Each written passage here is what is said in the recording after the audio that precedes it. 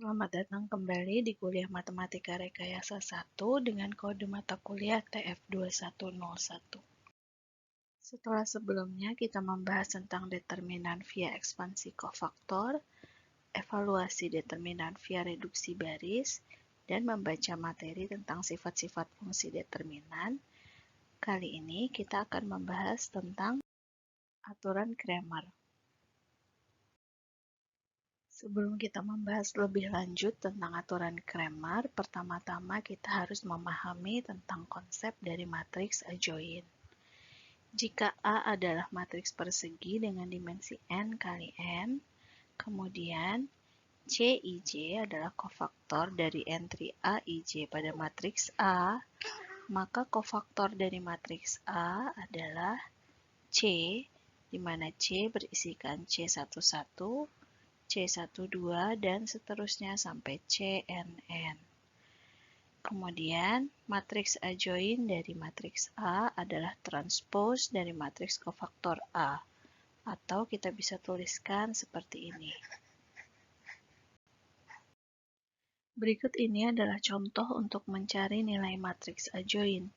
Misalkan kita memiliki matriks A dengan entry seperti ini. Nilai k-faktor dari masing-masing entry pada matriks A kita hitung.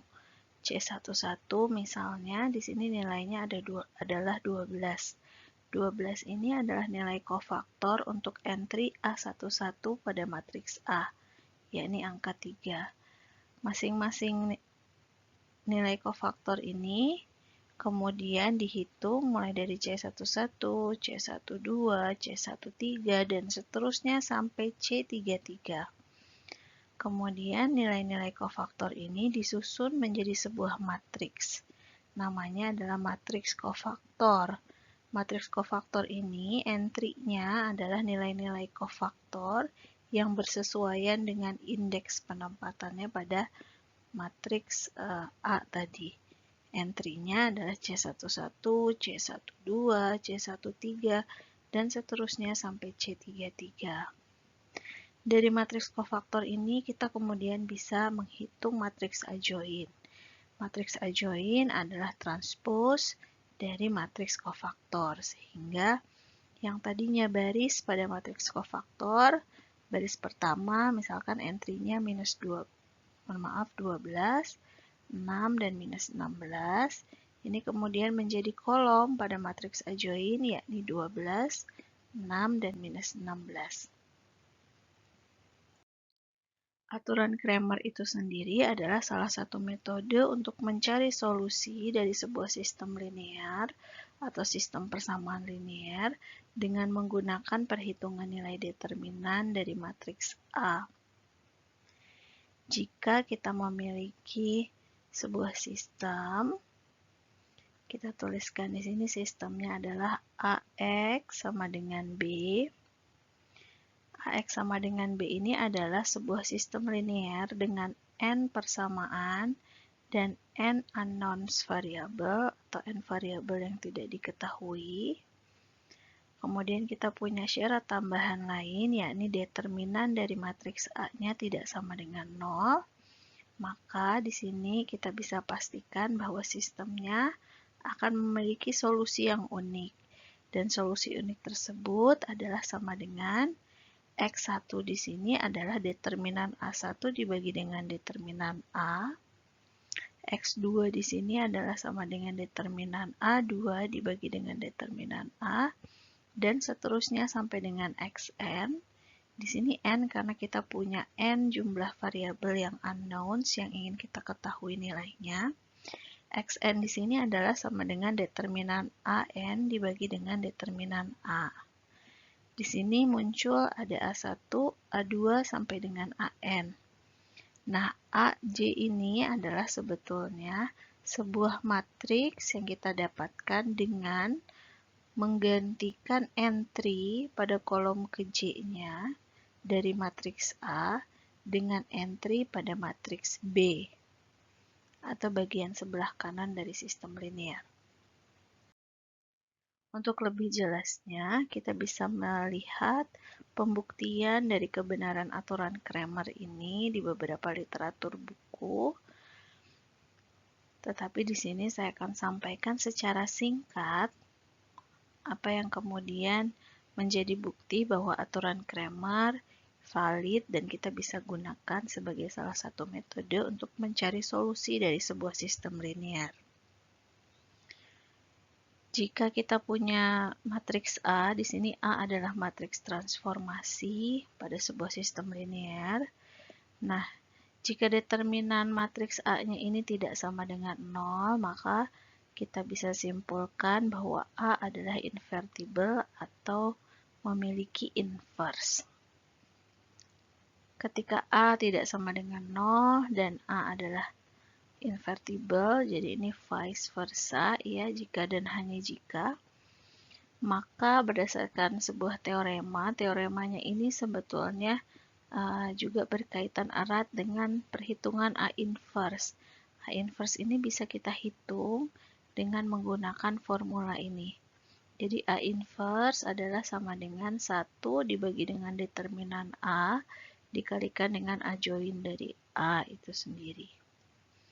Ya, dari sini kita punya, ini sistem linearnya kita tadi.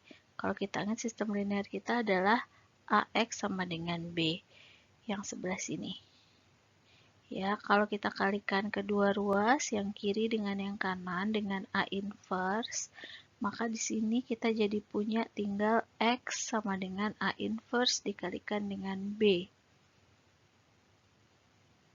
Sehingga kita bisa mencari X itu dengan menggunakan inverse dari matriks.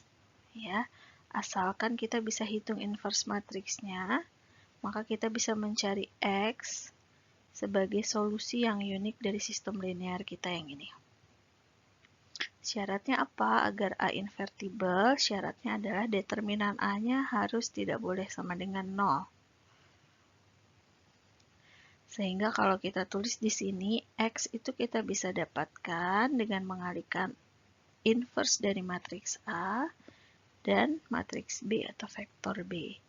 Inverse dari matriks A ini sama dengan 1 dibagi determinan A dikalikan dengan adjoint A. Determinan A kita bisa cari nilainya, kemudian adjoint A kita bisa cari nilainya, isinya adalah hasil transpose dari matriks kofaktor. Ini matriks adjointnya. Jadi sudah ditranspose dari matriks kofaktor, silahkan diperhatikan indeks-indeks pada entry di matriks adjoint ini. Kemudian kita kalikan dengan B-nya di sini.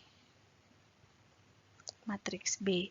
Sehingga kalau kita kalikan matriks ini, dua matriks ini, jadi adjoint A dengan B, maka kita dapatkan satu matriks besar yang ini. Ya, sehingga X adalah 1 dibagi determinan A dikalikan dengan matriks besar ini. Nah, kemudian kalau kita pisahkan satu persatu, X itu ada sejumlah J komponen. Ya, ada J, ada N komponen yang tidak diketahui. Indeksnya kita pakai J di sini. Jadi X yang ke J itu adalah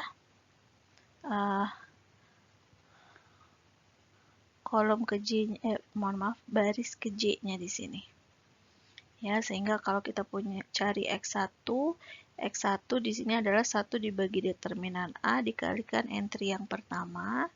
X2 adalah 1 dibagi determinan A dikalikan entry yang kedua dan seterusnya.